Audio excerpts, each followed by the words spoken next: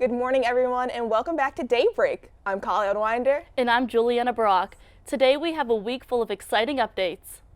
From the current lawsuit in the works from Pittsburgh's Regional Transit to a recent fundraiser for veteran service dogs, stay tuned for the latest in our city's news. Plus, we have reporters Addison Deal and Samuel Parator to PolitiSmack this week's political news, as well as provide you some updates on this year's Steelers season. All this and more coming up. Wake up and smell the coffee, Pittsburgh. Daybreak starts now.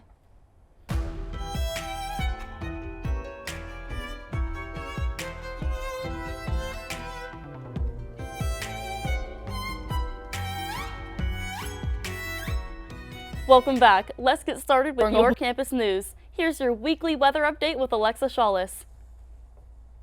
Thanks, Juliana and Callion. Although we had some sunny days this week, it does not seem like next week we will be as fortunate. In fact, it seems that the upcoming weather is most likely going to be dull and dreary. The temperatures will be fairly consistent throughout the week, with highs in the low 40s and high 30s, and lows ranging from the mid-20s to mid-30s. On Thursday, we will reach a high of nearly 50 degrees, but that day we will also very likely experience some heavy rain showers. The sun will be hidden for most of the week, but on the bright side, there will be little precipitation. Still, fingers crossed for a white Christmas this year. Now, back to our hosts. Thanks for the updates, Alexa. Let's get started with this week's campus news. Point Park's Roland School of Business is partnering with Better Work Ventures for more entrepreneurship learning opportunities. Coming to the campus in 2023, there will be internships, job shadowing, guest lectures, curriculum, and a better focus on what it takes to build a business from the ground up. According to Point Park, Better Work Ventures works with overlooked founders across the Midwest to build community-driven tech companies. The company is planning on opening a studio here on campus in 2023 where students will work with entrepreneurs on taking their ideas even further. The studio will offer assistance with research, marketing, engineering, and more.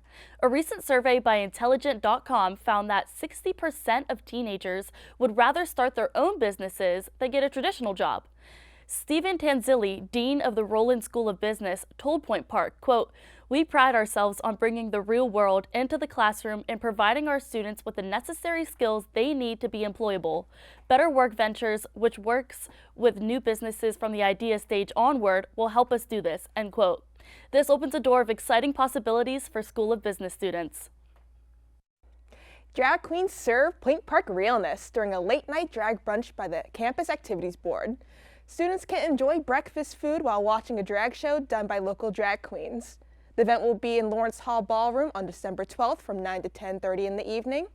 This is a perfect chance to unwind with friends during the finals week while getting to enjoy a subculture of the LGBTQ+ community. So don't be a booger, come out and kiki. Pioneers, bundle up and get ready for a good time because Wednesday, December 14th, ice skating at PPG Place is just $5 for students. The times for skating are 10 p.m. to 11:45 p.m. Meet in the Lawrence Hall lobby before heading down to the rink. Then afterwards, warm up with some delicious hot chocolate. Buy your tickets at the sale office and get ready to get your skate on. Did you go ice skating? No, and I probably won't. I went twice and it was really fun. I only fell once. Oh, that's pretty good.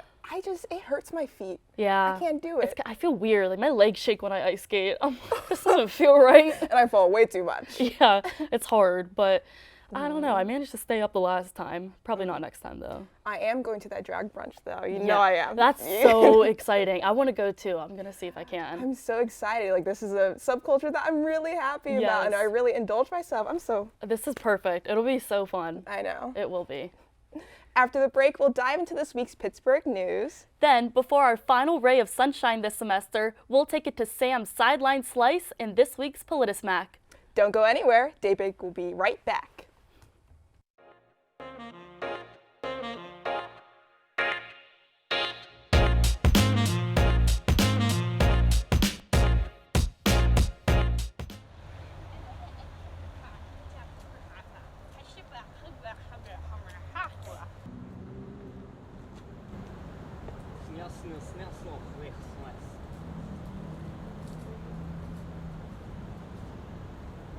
Hey.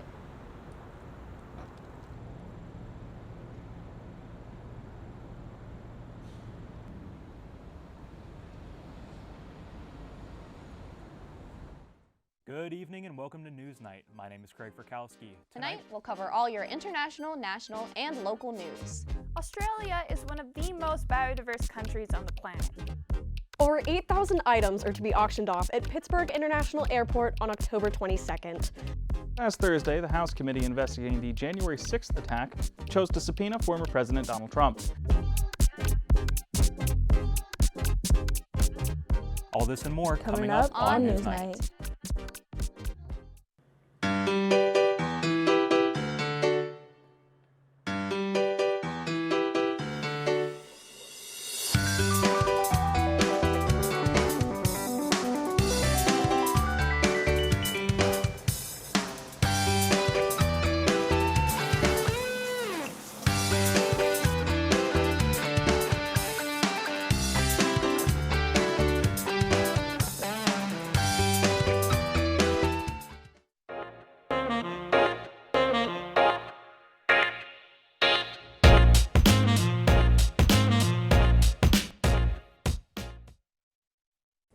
Hello, everyone, and welcome back to Daybreak.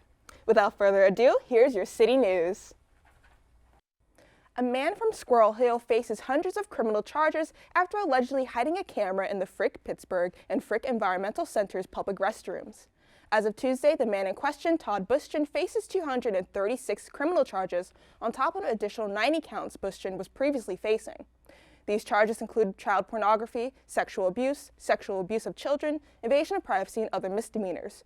Video images and court documents indicate 220 male and female victims, including children and senior citizens, as well as about 3,000 invasive images in total. The Pittsburgh police believe that there may be several more locations where cameras were hidden, while Bushton attorneys state to KDKA that charges were likely to be filed. The Pittsburgh Steelers are raising money for military veteran service dogs. According to KDKA, a fundraiser was held on Wednesday, December 7th at Acrisure Stadium for the Guardian Angels medical service dogs. The cost to train a service dog can go up to $30,000, but for the veterans, they are free. The program has donated up to 400 service dogs across the United States. They are trained to help veterans by alerting them to signs of panic attacks, nightmares, or medical events. They can also help in coping with PTSD. The program has prevented suicide among veterans who have received a service dog. Brian Carpenter, a U.S. Marine Corps veteran, told KDKA, quote, "He alerts me, he knows the situation of the chemical mixtures in your brain. They smell them, they pick up on them. He comes and alerts me as he feels like my levels are rising," end quote. This is a wonderful service for those who have helped us with their service. Pittsburgh Regional Transit current or former employees filed a discrimination lawsuit in federal court to challenge the company's COVID-19 vaccine mandate on Tuesday. The lawsuit was a response to the increasing number of job terminations of employees. They filed for an exemption from getting the vaccine. The vaccine mandate was implemented in January of this year, requiring employees to get vaccinated by March 15th. They also offered exemption requests due to religious or medical reasons. This is not the case according to the employees. The suit references 75 employees that were fired for failing to be vaccinated after being denied their exemption request. One was an anaphylactic employee that was advised by his doctor not to get the vaccine. Even with notes from doctor and vaccine rejections from Rite Aid, his requests were denied and ended up on his termination. The suit seeks to, quote, represent not only employees who were terminated by PRT for failing to get vaccinated, but also employees who claimed they were forced to get vaccinated to keep their jobs, end quote. Coming up, we have this week's Ray of Sunshine. But first, reporter Samuel Parator will give you this week's Sideline Slice, and reporter Addison Deal will pull us back this week's political news. Take it away, Sam. Hello everyone, my name is Samuel Parator and I am back with the last Sideline Slice of the semester where I catch you up with what happened last week and what to expect in the next one. The Pittsburgh Steelers put together yet another pretty solid performance last weekend as they went into Atlanta and beat the Falcons 19-16 to earn their 5th win on the season and first time winning back-to-back games this year. They are now tied with Cleveland at the bottom of the AFC North at 5-7. They also kept the run game going pretty well with another solid performance, going for about 154 yards in total on the day. Nothing overly amazing, but the progress of the run game post-bye week continues, and it is good to see that. The same can be said about Kenny Pickett. This was not that great a game statistically, as he went 16 of 28 for 197 yards and a touchdown, but he continues to progress and get better week after week, and that's all we can ask for from the rookie QB. As mentioned earlier, we are still somehow hanging around in the playoff hunt at 5-7 with a significantly lighter schedule to end the year than when we started. All look like they can be winnable games, we just have to buckle down and get it done. Coming up next, we return home to Acrisure Stadium and welcome in the rival Baltimore Ravens. This game will be physical as it always is, but it has turned into a game that is potentially winnable. Now that Ravens star quarterback Lamar Jackson is hurt and most likely out for this game, the Steelers might have a chance to pull it off. So all we can do is hope for the best. That is all for me, and as always, here we go Steelers. Now let's send it off to Addison Deal for your PolitiSmack. Last month, the Senate passed a bill that provides federal protections for same-sex marriage. The act, called the Respect for Marriage Act, is predicted to become law once voted on by the Democratic-held Congress. 12 Republicans joined the Democrats in a 62-37 vote. The passing of this bill has signified a change in Congress, with 47 House Republicans joining the Democrats in pushing this bill. The bill still needs to win passage in the Senate, then a return to the House, which will result in a journey to President Joe Biden, where he will make the final vote. Moving on, Georgia's runoff election has concluded, with Democrat Raphael Warnock defeating the Republican candidate Herschel Walker. Warnock received 51.4% of the vote, with Walker receiving 48.6%. With Georgia's divided Senate, Warnock's victory gives Georgia Democrats some hold onto the governing body and on the upcoming presidential election. Finally, classified documents were found at ex-President Donald Trump's storage site in West Palm Beach, Florida. At least 2 documents with classified markings were found inside a sealed box. Justice Department officials told Trump's lawyers that they believed he had held on to classified documents past the allotted time.